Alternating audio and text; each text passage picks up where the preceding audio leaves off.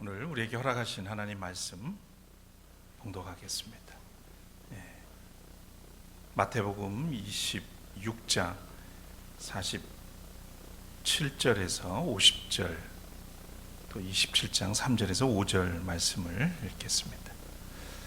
먼저 마태복음 26장 47절에서 50절입니다. 예수께서 아직 말씀하고 계실 때에 12 제자 가운데 하나인 유다가 왔다. 대제사장들과 백성의 장로들이 보낸 무리가 칼과 몽둥이를 들고 그와 함께 하였다.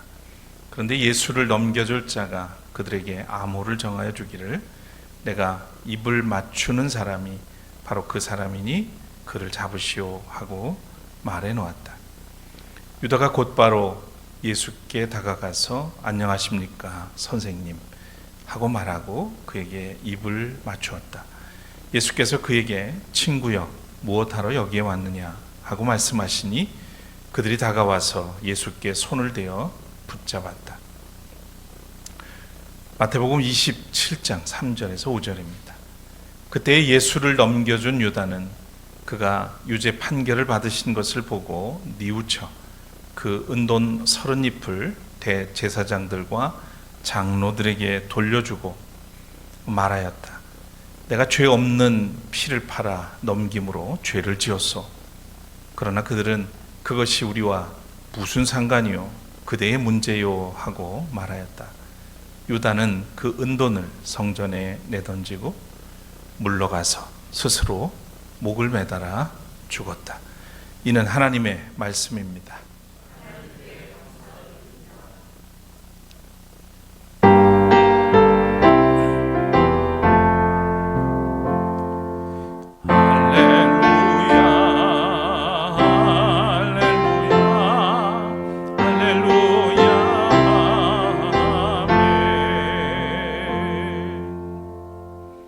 자리에 앉으시겠습니다.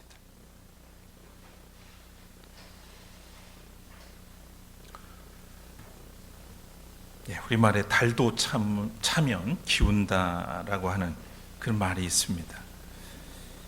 밤하늘에 달이 꽉 찬 보름달이 되면 그때부터는 나날이 작아지기 마련이듯이 세상의 모든 것은 한번 번성을 하면 다시 쇠하기 마련이라는 뜻입니다.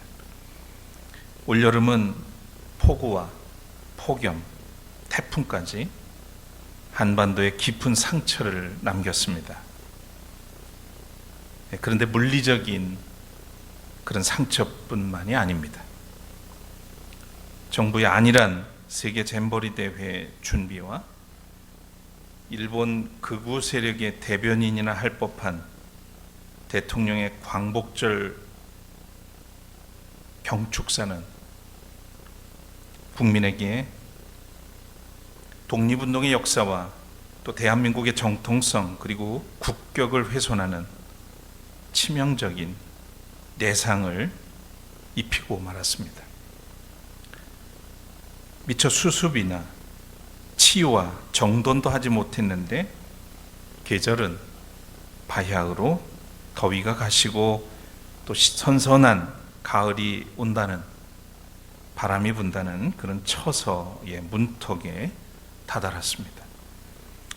이처럼 우리의 의지와 상관없이 자연은 순리를 따라, 또 역사는 하나님의 주권과 섭리를 따라 유유히 흘러갑니다. 사회는 나날이 비정상의 일반화, 비상식의 일상화가 현실이 되고 있습니다. 고위공직자들의 무책임, 책임 회피, 그리고 무도함이 자라나는 세대와 국민에게 강제 학습되고 있습니다. 저들처럼 아무렇게나 살아도 괜찮아, 내가 책임질 필요 없잖아 라는 생각을 은연중에 심어주고 있다는 생각이 듭니다. 무질서와 혼돈의 시대로 다름질하고 있습니다. 점점 비열해지고 천박한 세상으로 전락하고 있습니다. 이럴 때일수록 복음과 진리로 비전에는 소금과 빛이 필요합니다. 그리스도인의 사회적 책임, 이타적 책임의식이 절실하게 필요한 시대입니다. 오늘도 예수 그리스도의 주 되심을 높이기 위해서 이 자리에 함께 하신 모든 분들을 주의 이름으로 환영하고 또 주의 평강이 여러분과 함께 하시기를 빕니다. 오늘은 신뢰와 구원을 저버린 사람, 사랑을 배신한 제자 가롯 유다에 관해서 지난번에 이어서 말씀을 나누겠습니다. 우리 마음을 담아서 찬양 올리겠습니다.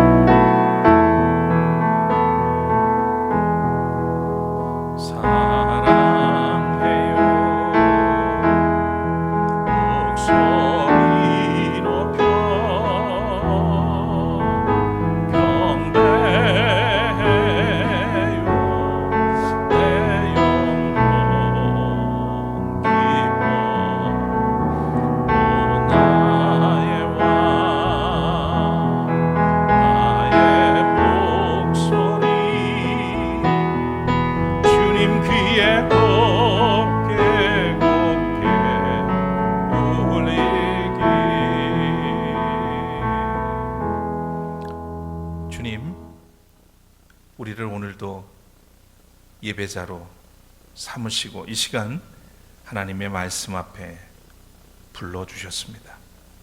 마음을 열게 하시고 오직 주의 말씀에 귀 기울여 들을 수 있게 하시고 또 깨닫게 해주시고 결단할 수 있게 하셔서 주의 말씀이 흩어져 뿌려지고 버려지는 것이 아니라 우리의 생명의 말씀이 되게 해주시고 우리의 삶에서 열매 맺어지게 하여 주시옵소서.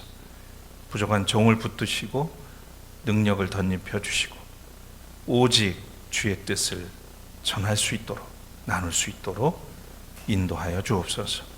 예수 그리스도의 이름으로 간절히 기도드립니다. 아멘.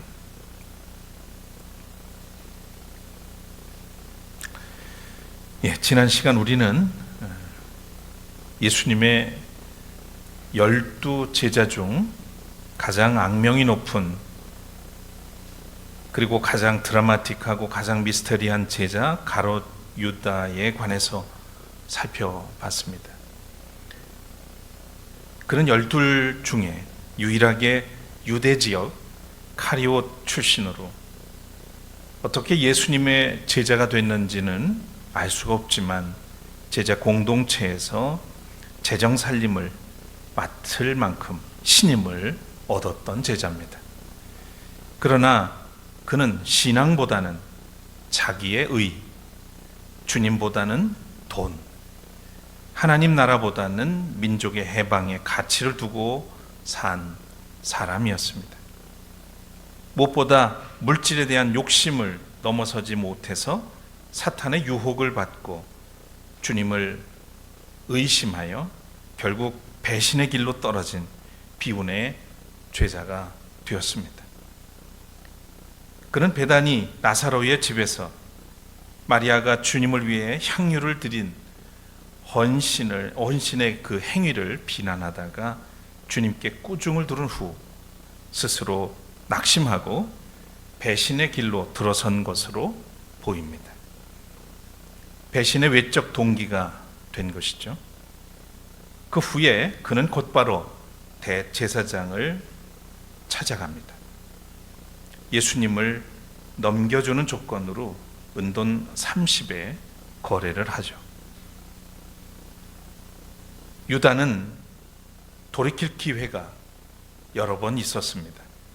6월절 만찬에 앞서서 제자들의 발을 씻겨주실 때 또 너희 가운데 한 사람이 나를 팔아 넘길 것이다 라고 말씀하셨을 때 빵 조각을 떼주시면서 네가 할 일을 어서 하여라 라고 하셨을 때, 그리고 어둠 속이지만 겟세마네 동산에서 피땀을 흘리며 기도하신 예수님을 마주했을 때 그리고 예수께서 빌라도의 법정에서 유죄 판결을 받은 후 자신의 한 일을 후회했을 때 목을 밧줄에 걸기 전에 회심하고 돌이켰더라면 배신의 흔적은 남을지언정 비극은 피할 수 있지 않았을까 하는 생각을 합니다. 우리 인생은 늘 때늦은 후회에 익숙합니다. 잘못을 뉘우치기는 하지만 돌이킬 용기를 내지 못하는 나약하고 어리석은 인생이죠. 그래서 주님의 사랑과 은혜를 누리지 못할 때가 얼마나 많은지 모릅니다. 주님의 사랑에 대한 신뢰가 부족한 까닭이죠. 은혜에 대한 믿음이 없기 때문입니다. 유다의 배신의 동기와 이유도 바로 여기에 있습니다. 중앙성결교회 한기채 목사님이 쓴 예수가 선택한 12제자 이야기라고 하는 책이 있습니다. 여기 배신자 가룟 유다 편에 보면 이렇게 기록해 놨습니다. 사랑을 받은 자만이 배신할 수 있습니다. 이는 마치 사랑받은 자식만이 탕자가 되며 종은 탕자가 될 수 없는 것과 같습니다. 그러므로 배신이 다른 죄보다 죄질이 더 나쁜 것은 믿는 자의 믿음을 이용하는 것이요 사랑하는 자의 사랑을 이용하기 때문입니다. 서로 믿지 못하고 사랑하지 않으면 배신이 성립하지 않죠. 그런데 이 배신이 무거운 죄가 되는 것은 믿음을 값싸게 만들고 사랑을 하찮은 것으로 만들어버리기 때문입니다. 이제 주님의 사랑을 저버린 가룟 유다의 죽음과 파멸을 살펴보려고 합니다. 오늘 읽은 두 번째 본문을 한번 다시 보겠습니다. 그때의 예수를 넘겨준 유다는 그가 유죄 판결을 받으신 것을 보고 뉘우쳐 그 은돈 30잎을 대제사장들과 장로들에게 돌려주고 말하였다. 내가 죄 없는 피를 팔아넘김으로 죄를 지었소. 그러나 그들은 그것이 우리와 무슨 상관이요? 그대의 문제요. 하고 말하였다. 유다는 예수님을 팔자마자 그의 마음속에 양심의 정죄가 일어나기 시작합니다. 스스로에게 일어난 거죠. 후회를 합니다. 하지만 후회가 회개는 아니죠.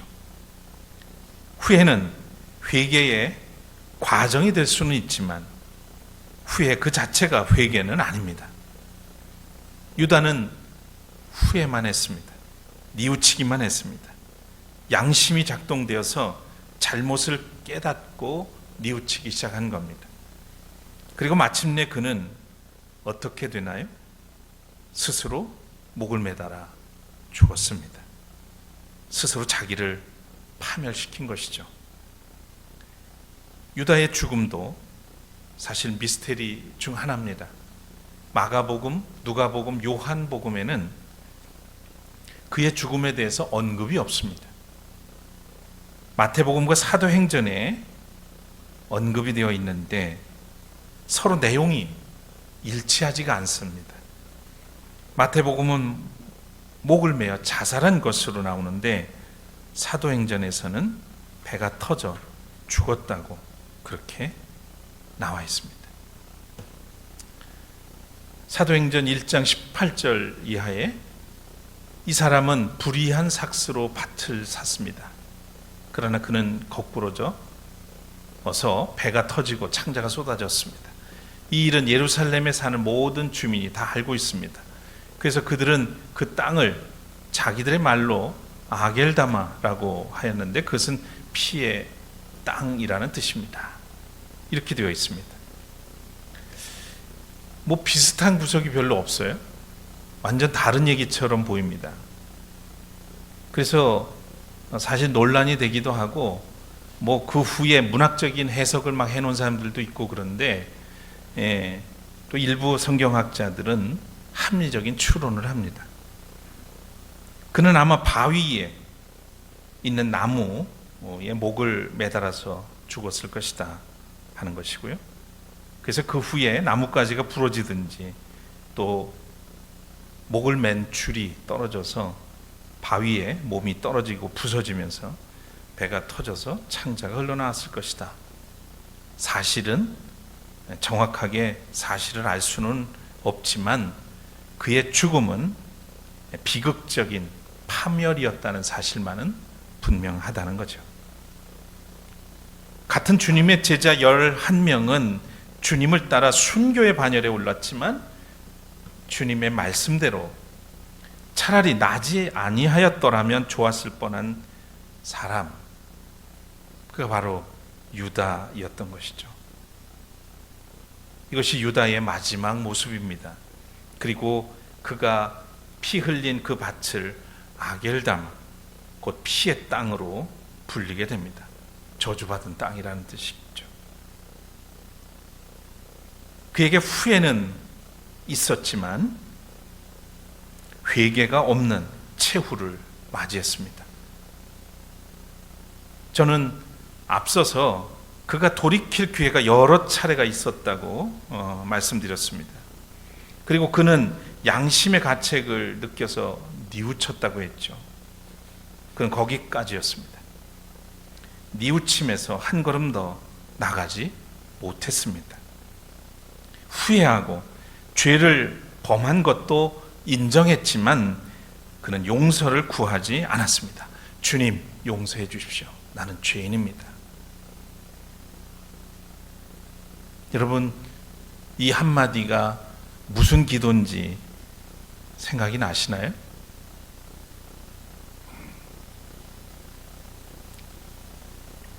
이 기도 하나면 죄에서 용서를 받고 또 구원의 자리로 들어갈 수 있는 그런 기회가 될 텐데, 오늘 우리가 아는 가룟 유다는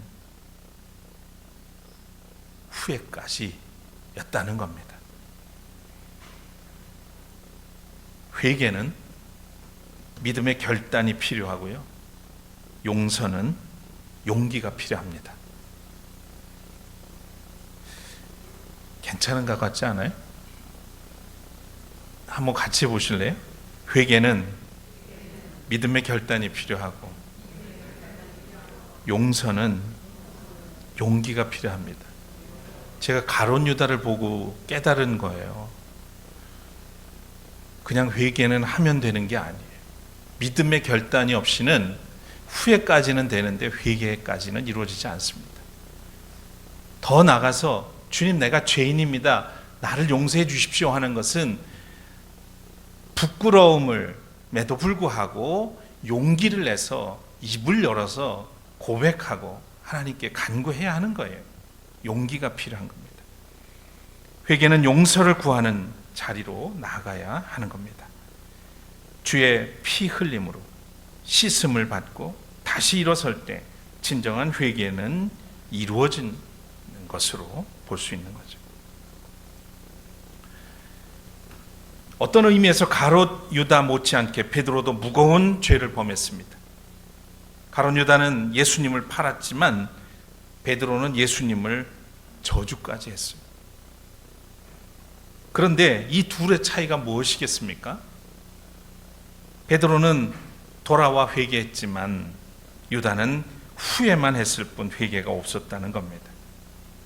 후회는 했지만 끈질기게 하나님 앞에서 용서를 구할 만한 그런 용기와 겸허함이 그에게는 없었습니다. 그래서 그는 회개 없는 최후를 맞이했고 신뢰와 사랑을 저버린, 그런 구원을 저버린 제자가 됐던 거죠. 말씀을 준비하면서 지구촌 교회, 지금은 원로 목사가 된 이동원 목사님의 강해 설교집도 봤는데요, 복음으로 세상을 변혁한 12 사도 이야기라고 하는 책이 있습니다. 여기 가룟 유다에 대해서 이런 제목을 달아놨어요. 신자가 아니었던 제자. 신자가 아니었던 제자. 우리가 흔히 아는 이 가룟 유다는 예수님의 제자로 잘 따라다니다가 나중에 예수님을 배신하고 타락한 것으로 알고 있죠. 그렇지만 이동원 목사님의 책에는 그를 종교적인 환경에 동참했을 뿐 참 신자는 아니었다라고 규정합니다. 종교적인 환경, 그러니까 예수님의 제자의 그룹에 속해서 예수님을 따라다니긴 했지만 진정 그는 신자는 아니었다. 이 말은 예수를 주님으로 모시고 따르지 못했다라고 하는 겁니다. 저는 충분히 공감이 됩니다. 그가 예수님을 따라다녔다는 것으로 그가 참 제자요 신자였다고는 할 수가 없는 것이죠. 오늘날에도 교회를 다니다가 타락하는 사람들 참 많습니다. 많이 봅니다. 아니, 교회를 지금도 다니지만 믿음이 아닌 자기의 목적과 이익을 위해서 교회에 소속한 이들도 많습니다. 우리나라 검찰들만 정치검찰이 있고 법기술자가 있는 게 아닙니다. 교회에도 정치 선동꾼 목사가 있고요. 예수와 성경을 도구 삼아서 돈 모으는 기술자들이 있어요. 그렇게 교회 생활을 잘하다가 어떻게 저럴 수가 있지? 가끔 우리 교회는 이런 분들은 없어요. 다른 교회 보면 덜어 있단 말이에요. 그렇게 신앙생활, 교회 생활을 열심히 잘하는데 어느 날 보면 도저히 믿을 수 없는 행동을 하거나 일을 저지르는 그런 분들이 있어요. 정말 있습니다.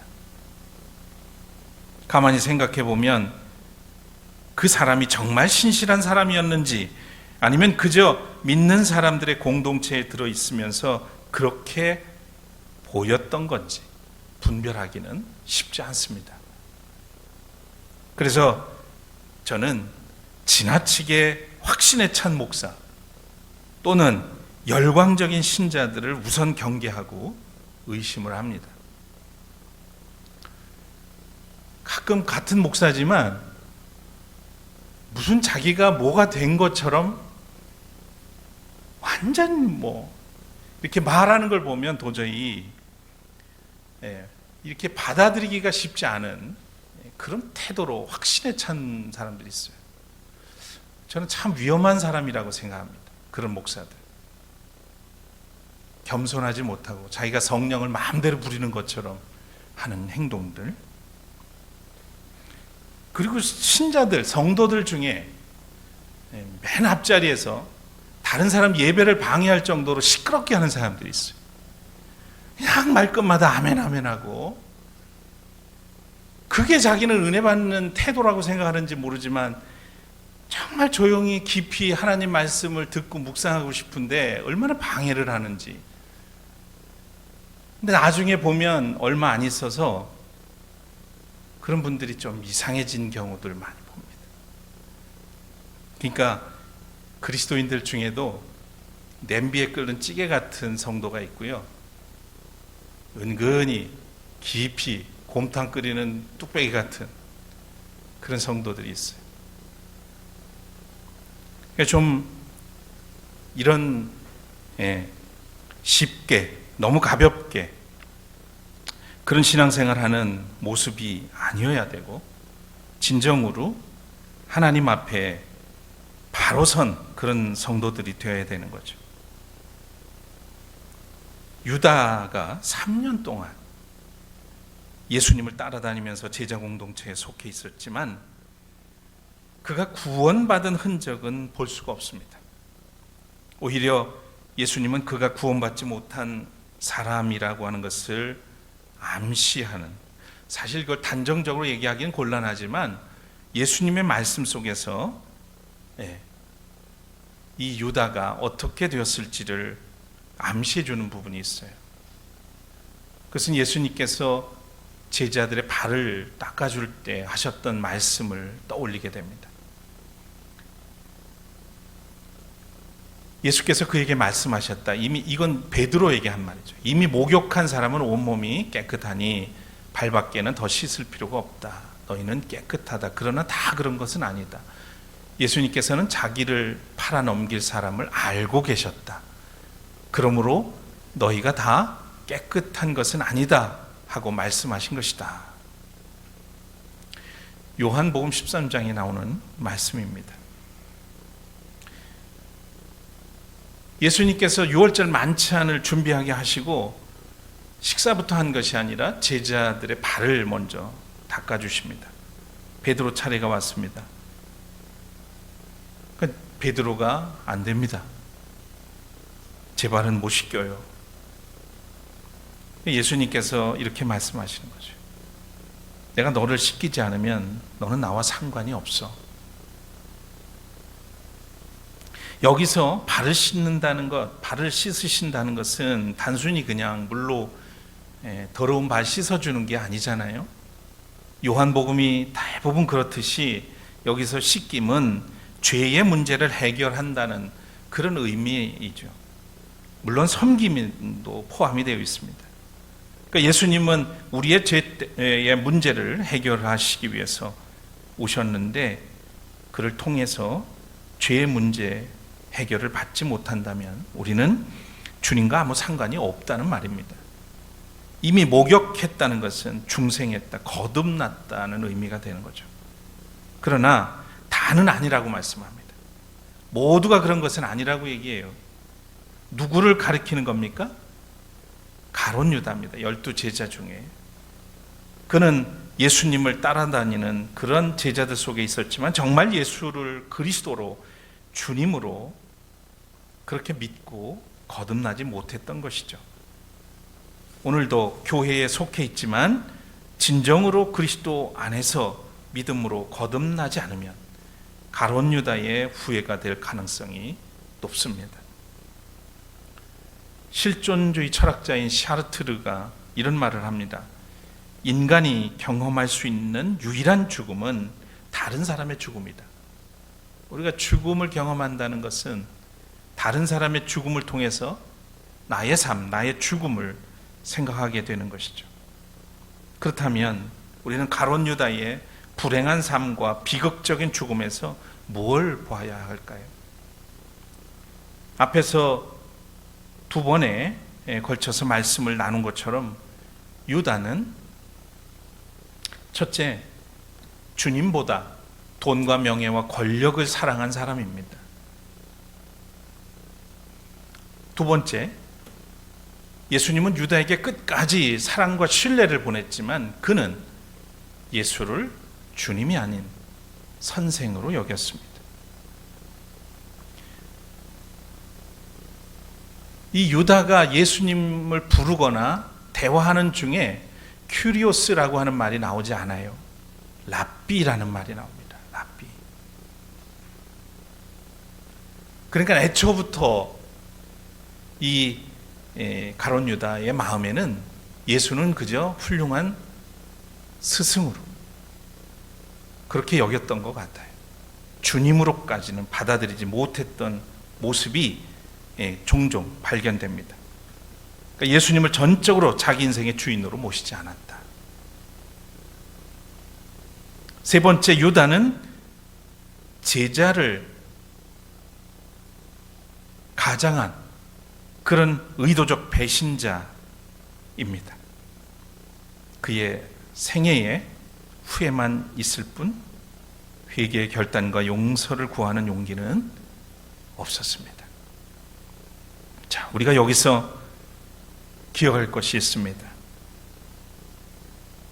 먼저, 특권은 언제나 인생의 걸림돌이 될 수 있습니다. 유다에게 공동체의 돈을 관리하면서, 유다가 공동체의 돈을 관리하면서 누구보다도 주님과 가까이 할 수 있는 특권이 있었습니다. 예수님과 가까이 있을 수 있다는 이 특권이 결국 그의 신앙을 보장하지는 못했습니다. 그 특권은 남용되거나 인생의 걸림돌이 될 수 있습니다.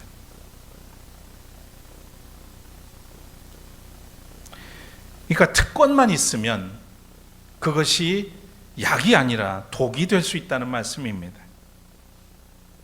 그래서 우리는 특권보다는 사명의식이 더 중요하게 여겨야 된다는 사실을 오늘 유다를 통해서 배우게 되는 겁니다.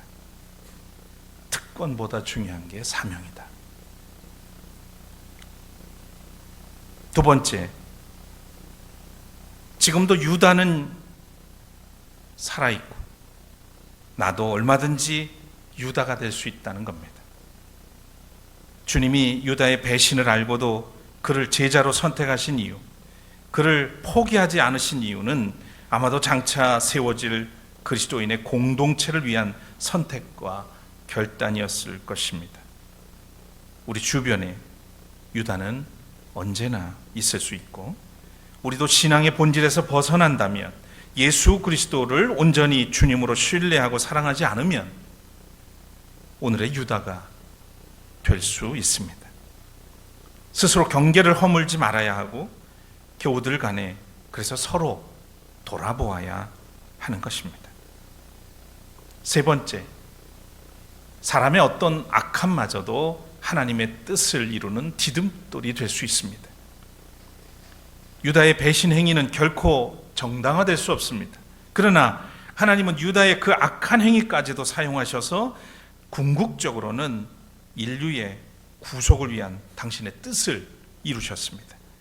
사람의 배신이, 사람의 악함이나 또 사람의 미움이 하나님의 뜻을 결코 무효화시킬 수는 없습니다.